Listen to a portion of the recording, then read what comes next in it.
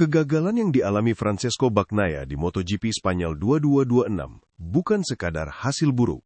Ini adalah alarm keras dari dalam jantung mekanis Ducati Desmosedici GP26 yang berteriak sejak lampu start padam. Ketika senjata utama berubah jadi ancaman di lintasan teknis seperti Circuito de Jerez, pengereman bukan hanya soal menghentikan motor, ini soal presisi, stabilitas, dan kepercayaan penuh antara pembalap dan mesin. Namun bagi Pecco, justru disinilah bencana bermula. Sejak lap pertama, ia merasakan anomali pada front end, kombinasi kompleks antara suspensi depan, distribusi beban, dan respons ban yang mulai kehilangan bahasa komunikasi dengan aspal. Fenomena chatter muncul secara brutal, getaran frekuensi tinggi pada ban depan saat deselerasi ekstrim. Dalam istilah teknis, ini bukan sekadar vibrasi biasa, melainkan indikasi bahwa ban kehilangan fase kontak optimal dengan permukaan lintasan, suspensi gagal meredam osilasi mikro akibat beban pengereman, transfer beban depan menjadi tidak stabil dan tidak terkontrol. Akibatnya, setiap kali Pecco menarik tuas rem, motor tidak lagi menggigit aspal dengan presisi, melainkan seperti meluncur di atas permukaan yang tak pasti. Efek domino, dari instabilitas ke resiko fatal. Masalah ini bukan statis. Ia berkembang, memburuk, dan menghancurkan ritme lap demi lap. Awalnya hanya terasa sebagai lack of confidence, lalu berubah menjadi underbraking, jarak pengereman memanjang, titik braking terlambat, entry instability, motor goyah saat masuk tikungan, front was out risk, potensi kehilangan grip depan secara tiba-tiba.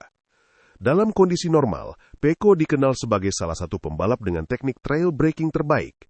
Namun kali ini, teknik tersebut justru menjadi mustahil diterapkan.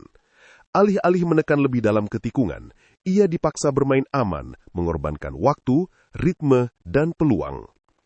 Realita pahit, target turun, resiko naik.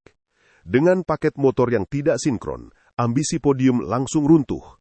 Bahkan dalam simulasi performa realistis, Pecco menyadari posisi 7 adalah batas maksimal dan itu pun dengan resiko tinggi.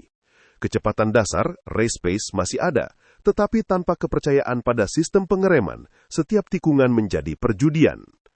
Keputusan DNF bukan menyerah, tapi bertahan. Lap ke-13 menjadi titik akhir, bukan karena kehilangan daya saing, tetapi karena kehilangan kendali fundamental atas motor. Dalam MotoGP, ada satu prinsip yang tak bisa ditawar. Jika motor tidak bisa berhenti dengan benar, maka ia tidak boleh dipacu. Tim Ducati bersama Pecco memilih langkah paling rasional, DNF, did not finish, demi keselamatan. Keputusan ini mengindikasikan bahwa masalah bukan sekadar setup minor, melainkan potensi kegagalan sistemik pada integrasi rem depan dan karakter ban, setup suspensi yang tidak kompatibel dengan kondisi lintasan, atau bahkan anomali struktural kecil yang memicu instabilitas besar. Kesimpulan teknis, alarm untuk Ducati. Apa yang terjadi di Jerez bukan hanya kegagalan balapan, ini adalah data krusial. GP26 menunjukkan bahwa dalam kondisi tertentu, keseimbangan front end bisa runtuh secara progresif dan sulit dipulihkan di tengah balapan.